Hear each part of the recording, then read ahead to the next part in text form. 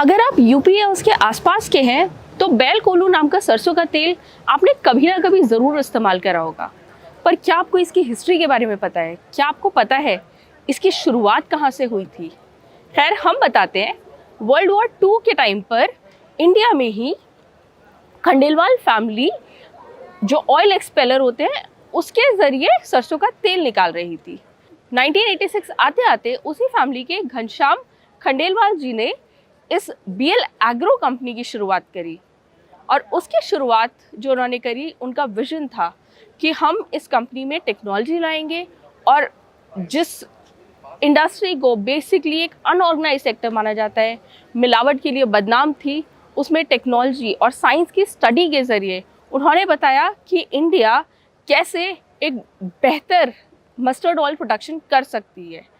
आज हम देखें तो बीएल एग्रो ग्रुप एक 6000 करोड़ टर्नओवर की कंपनी है और इस जर्नी में इनके साथ थे घनश्याम लाल जी के बेटे मिस्टर आशीष खंडेलवाल।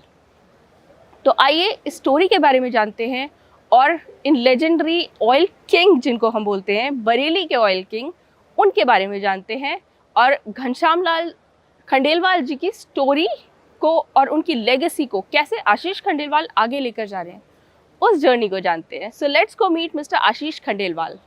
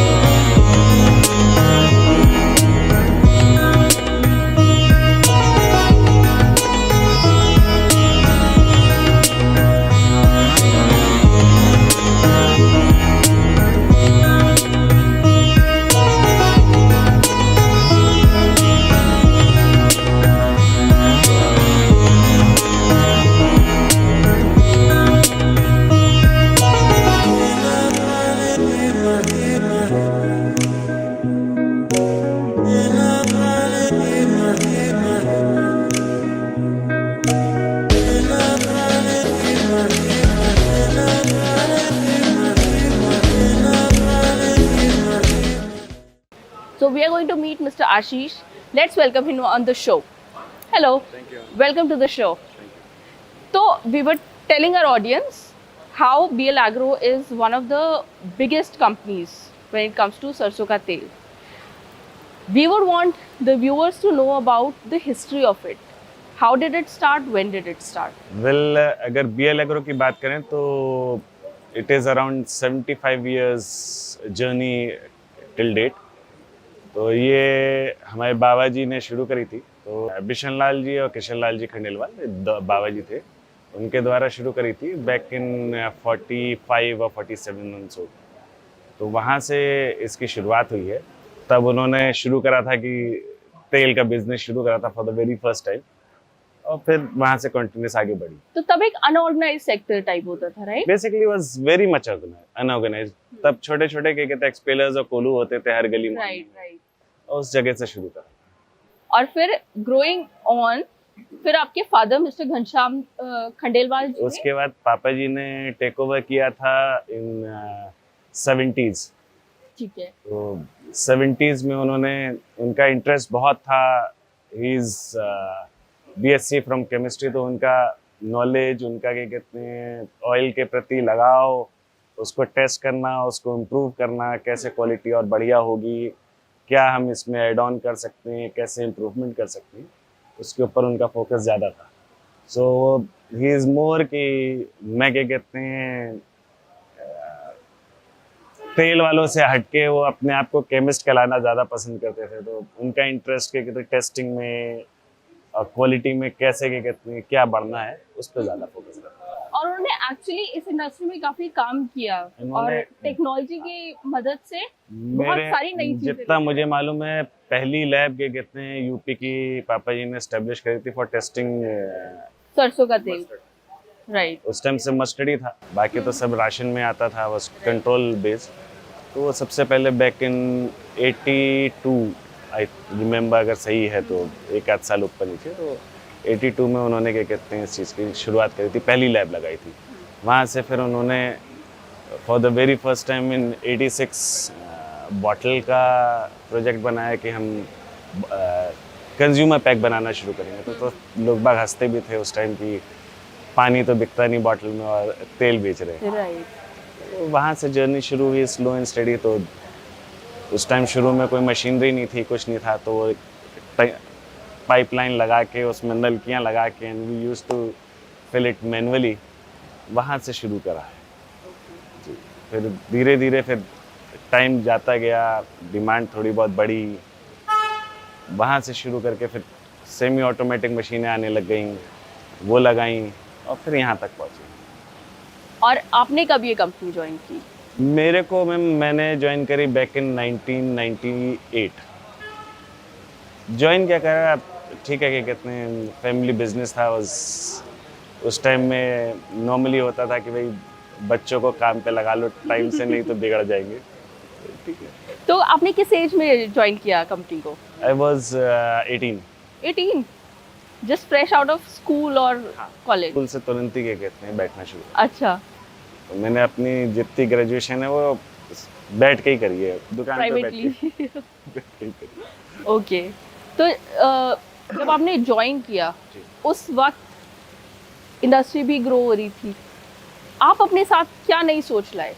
मैम 2006 में चूँकि रिफाइंड का चलन बहुत ज़्यादा शुरू हो गया था, तो 2006-07 में हमने पहली रिफाइनरी लगाई। वहाँ से डेफिनेटली मेरा इनपुट ज़्यादा था, क्योंकि मेरा इंटरेस्ट, मतलब अगर हम बात करें एजुकेशन वाइज, तो मेरा शौक बायो में ज़्यादा था। तो बीइंग पार्शियल डॉक्टर, साथ के साथ इंटरेस्ट कंप्यूटर्स, उस time computers was on boom, तो वो सब कंबाइंड करके वाज फोकस्ड ऑन मशीनरी। तो वहाँ से फिर मैंने मशीनों को समझना शुरू करा, करना शुरू करा। पहली रिफाइनरी हमने लगाई बैक इन 2007। फिर क्या कहते हैं, जो आज BL एग्रो का स्वरूप है, वो वाज डेवलप्ड इन 2014। तो 2014 की प्रॉब्लम ये रही कि गवर्नमेंट बहुत ज़्यादा फोकस्ड हो गई थी हाइजीन पे, राइट। नए रेगुलेशंस आ गए थे, बहुत सारी चीज़ें चेंज हो रही थी लगातार। तब क्या कहते हैं, ये प्लान करा कि भाई एक ऑटोमेटिक प्लांट लगाना पड़ेगा। वहाँ से क्या कहते हैं ऑटोमेटिक प्लांट का धीरे धीरे शुरुआत हुई। तो इस जर्नी में एक बहुत इम्पोर्टेंट गेम होता है नंबर्स का। किस तरह के नंबर्स आपके चल रहे थे? डू यू रिमेंबर जब आपकी कंपनी ने पहली बार 1000 नंबर्स की अगर बात करूं तो मैं फिर फ्लैशबैक में जाता हूं, बैक इन 2000 अब 98-2000 जब ज्वाइन किया था मैंने, तो पापा जी कहते थे कि भाई 10 लाख केसेस अगर साल में हो जाएं would be a big number. Okay. जो आज की तारीख में फिर छोटा हो गया। Right. We are doing it in 10 days. Right. तो वो नंबर्स तो आप प्रिडिक्ट कर ही नहीं सकते। तो जिस टाइम ज्वाइन करा था तब was population was around 75-80 crore. आज 140, और बगैर तेल के खाना नहीं बनेगा।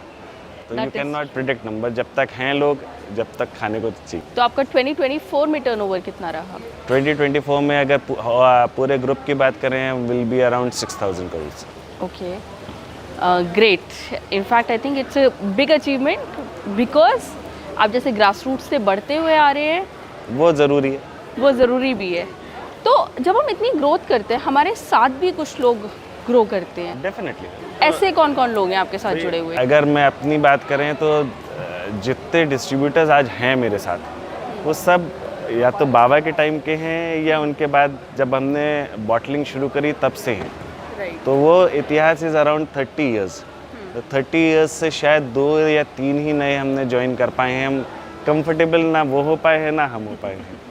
तो वहाँ से जहाँ एक पेटी देते थे आज वहाँ के कितने 1 लाख पेटी दे रहे हैं, ये अचीवमेंट है। और आप अब भी अपने डिस्ट्रीब्यूटर से 1-on-1 जुड़े हुए हैं। बिल्कुल, यहाँ पे आए हुए हैं, आपसे मिलवाऊंगा मैं। 3-4 तो यहाँ हैं। ये आई थिंक ये चीज़ हमने देखी ये है। उनका अपने आप इंटरेस्ट है कि हमें आना है।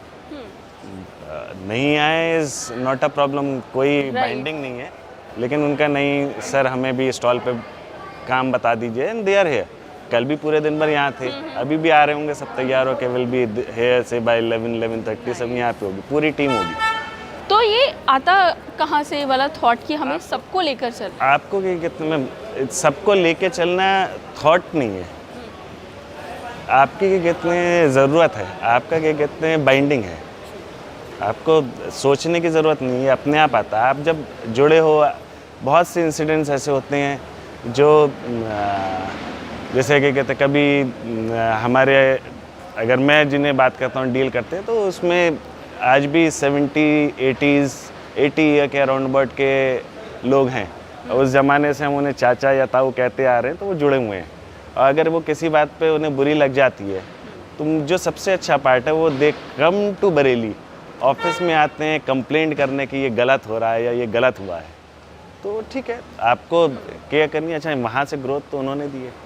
कहाँ हम क्या कहते हैं बात करते थे कि हम 10 लाख साल में कर लें, और कहाँ हम अगर 10 दिन में कर रहे हैं। तो अचीवमेंट में साथ तो उन्हीं का है, आप उन्हें धक्का नहीं मार सकते। एब्सोल्युटली। अच्छा, हम जब बात करते हैं ग्रोथ की भी, तो उस ग्रोथ के साथ साथ कुछ सेटबैक्स भी आते हैं। जैसे एक वक्त था जब सरसों के तेल की बहुत बुराइयां हो रही थी, बुराइयां भी क्या कहें, उसमें बहुत मिलावट हो रही थी और देखिए, लोग मिलावट थोड़ा शिफ्ट हो रही थी सरसों के तेल से। मैं फिर कहता हूँ मिलावट जैसी कोई चीज़ नहीं होती मैम। अच्छा। कोई भी तेल खाने के लिए बना है, अलग बेचा तो खाने के लिए, अगर मिला दिए 2 तेल तो मिलावट हो गई। ये बार एक ही चीज़ कहते हैं कि मिलावट शब्द गलत है। अच्छा। ठीक है, आप ये कह सकते हो कि भाई ब्लेंड करा है, ओके। लेकिन आप अगर उसे कहो एडल्ट्रेशन, भाई आज की तारीख में अगर हम सबसे पहले बात करें तो सबसे पहले होता है कि भाई पाम ऑयल बहुत ख़राब है, आप पाम ऑयल मिला रहे हो। अब आज की तारीख में प्रमोट गवर्नमेंट पाम कर रही है, या क्या कहते हैं राइस ब्रांड को हम बोलते थे कि भूसी का तेल है, भूसी का तेल खा रहे हैं, आज वो प्रीमियम पे बिक रहा है। ट्रू।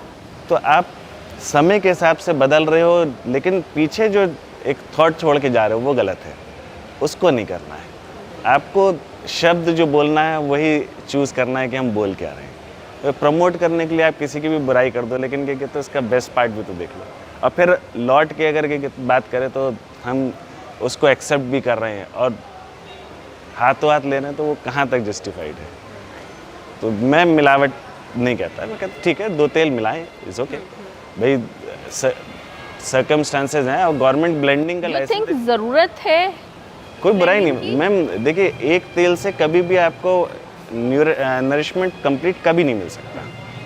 अगर मेरे से कोई कहता है कि भाई तेल कौन सा खाता हूँ, मैं कहता हूँ भाई सीज़न का, यानी इस सीज़न में जो तेल हो रहा है 5 वैरायटी ले लो, मिला लो और खा लो, वो हेल्दियर है। वो हेल्दियर है, क्योंकि सारे तेलों का कुछ ना कुछ आपको मिल रहा है। आप एक तरफ जाते हो तो एक चीज़ तो आपकी ओके है, लेकिन उसका डेफिशिएट जो उसके साथ छूट गया वो रह जाता है। हर तेल का क्या कहते हैं अलग पैरामीटर है, क्वालिटी है, नरिशमेंट है, तो वो एक में नहीं आ सकता। अच्छा, since you are the expert who deals in mustard oil, हम चाहते हैं कि आप हमारे व्यूअर्स को बताएं कि सरसों के तेल जो होते हैं उसकी ऑथेंटिसिटी कैसे पता करें, या क्या पैरामीटर्स होने चाहिए परफेक्ट तेल को चूज। आज की तारीख में आपको ऑथेंटिसिटी अगर वेरीफाई करनी है तो लैब एक मात्र जरिया है, इसके अलावा कुछ नहीं है। मैं कहूँ कि घर में आप टेस्ट कर लो, सॉरी नहीं पॉसिबल है। आज की तारीख में अगर किसी को जो एक्चुअल में कितने तेल को ख़राब करते हैं, जिसे हम एडल्ट्रेशन कहते हैं, वो बहुत सारी चीज़ें हैं, कलर मिलाते हैं या क्या कहते हैं एसेंस मिलाते हैं, तो वो लैब में चेक हो सकते हैं, वो फिज़िकली नहीं हो सकते। तो ये सब चीज़ों में हम चाहे तेल की बात करें, चाहे घी की बात करें, चाहे फूड आइटम की बात करें, ये प्रॉब्लम सब में है। वो लैब है, आप क्या कहते हैं रेंडम लैब में भेजो, मत लिखो किसका है, आप अपना पैक सील करो, लैब में भेज दो, पता चल जाएगा। 98 से पहले तो आप B2B सेल कर रहे थे, 98 में किस सोच के साथ आपने बेलकोलू स्टार्ट किया? मैम उस टाइम जो आपने अभी कही कि तेल की बुराई करते थे, तो फॉरेन सोया लॉबी ने एक क्रिएट किया था एक मिथ कि सरसों तेल से बीमारी हो रही है, तो गवर्नमेंट ने बैन किया था उस टाइम। तो लोगों ने रजिस्ट किया कि भाई सरसों तेल, हमें खाने को सरसों तेल चाहिए, कैसे होगा। तो गवर्नमेंट ने अलाउ किया था 1 लीटर टू 5 लीटर्स के पैक में बेचने को। ओके। तो वहाँ से फिर क्या कहते हैं, हमने 1 लीटर पैकिंग शुरू करी, 1 लीटर 5 लीटर की पैकिंग वहाँ से शुरू हुई थी। तो we were the only person under Agmark registration जिसे क्या कहते हैं परमिशन मिली थी पैक करने की इन यूपी। ओके। तो वो लाइसेंस की कॉपी आज भी है, जिसपे क्या कहते हैं एगमार्क लाइसेंस के साथ 1 नंबर लिखा है।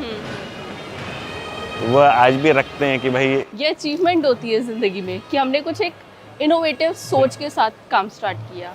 Very interesting. और आई थिंक हमारे व्यूअर्स के लिए बहुत सोचने समझने वाली बात है कि जब आप कोई बिजनेस स्टार्ट करें तो एक नई सोच लेकर आएँ और कोशिश करें थोड़ा सा लीक से हटकर काम करें, राइट? लीक से हटके मैम आज की तारीख में हर चीज़ अवेलेबल है, आपको आउट ऑफ द बॉक्स ही सोचना पड़ेगा, बॉक्स में रह के नहीं कर सकते। तो दुनिया कर रही है, फिर आप उसमें कुछ निकाल नहीं सकते।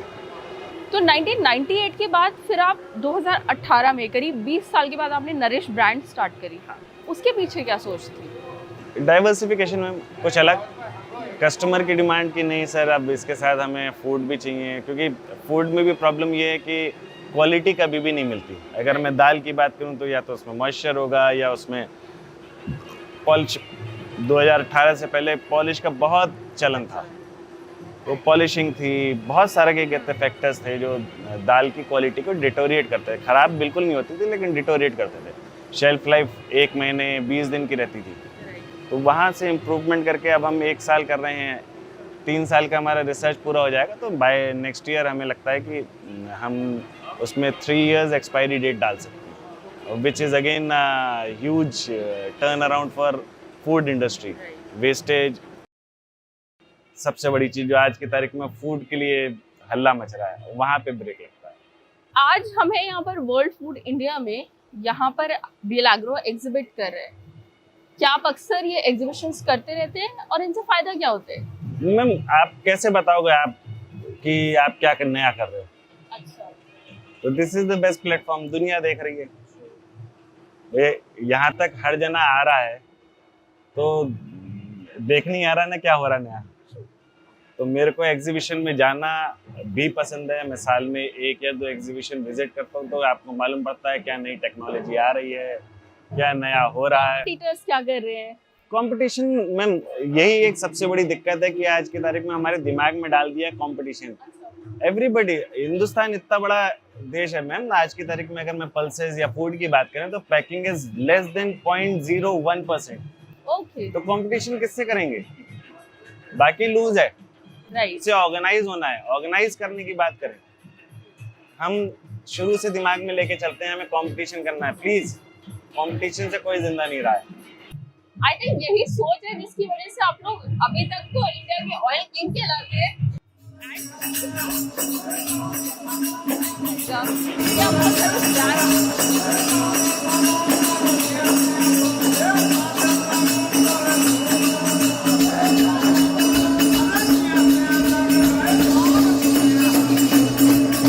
हम लोग बात कर रहे थे कि कंपटीशन की बात कर रहे थे। ओ यस, हम लोग कंपटीशन की भी बात कर रहे थे।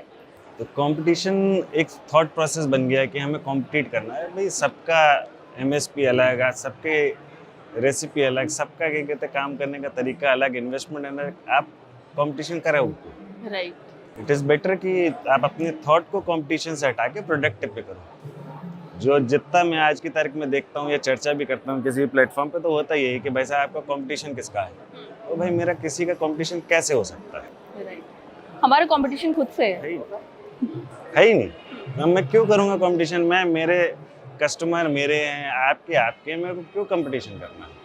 वह दुनिया तो क्या कहते हैं क्वालिटी और क्वांटिटी पे जा रही है, हम कंपटीशन पे जा रहे हैं। तो आज की तारीख में बात करें तो बीएल एग्रो सिर्फ एक मस्टर्ड ऑयल बनाने वाली कंपनी से काफ़ी हद तक ग्रो होके एग्रीटेक कंपनी की तरफ जा रही है। बिल्कुल मैम, क्योंकि हमारे माननीय प्रधानमंत्री जी की भी इच्छा है कि कुछ क्या कहते हैं इनोवेशन एग्रीकल्चर में हो, तो वी आर ट्राइंग। तो उसके फॉर्मेट में एग्रीटेक बिजनेस हमने चालू किया है। जिस एग्रीटेक फिनटेक की बात करें तो वो is more into giving loans to agriculture, कैसे एडवांस टेक्नोलॉजी, ड्रोन, सैटेलाइट के थ्रू क्या कहते हैं जो फार्मर्स हैं उन्हें ये बता पाएँ कि भाई आपकी क्रॉप क्या किस सिचुएशन में है, क्या स्ट्रेस है उसे, क्या हमें करना है, रेमेडीज़ क्या हैं।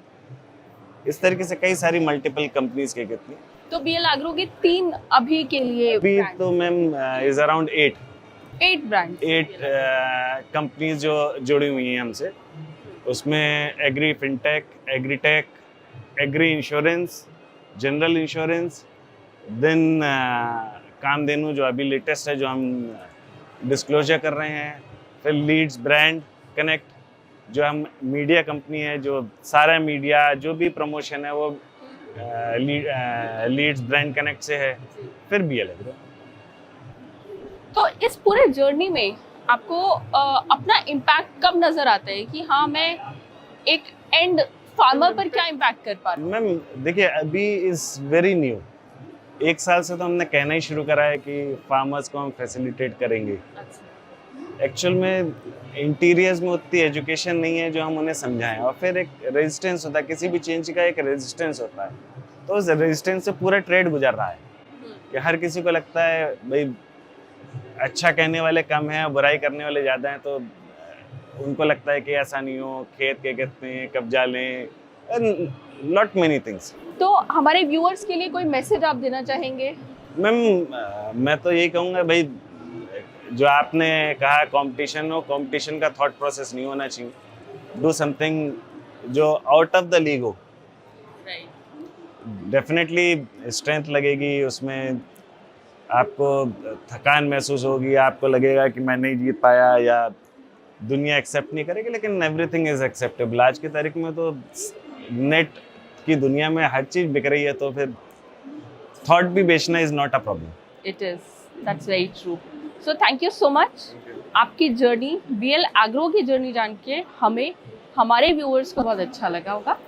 And if you have any questions related to the agritech industry या आप कुछ जानना चाहते हैं एग्रीटेक इंडस्ट्री के लिए, I think mister Ashish Khandelwal would be more than happy to address them. Let us know in the comment section and we'll get back to you. I hope you had a great time. Bye bye.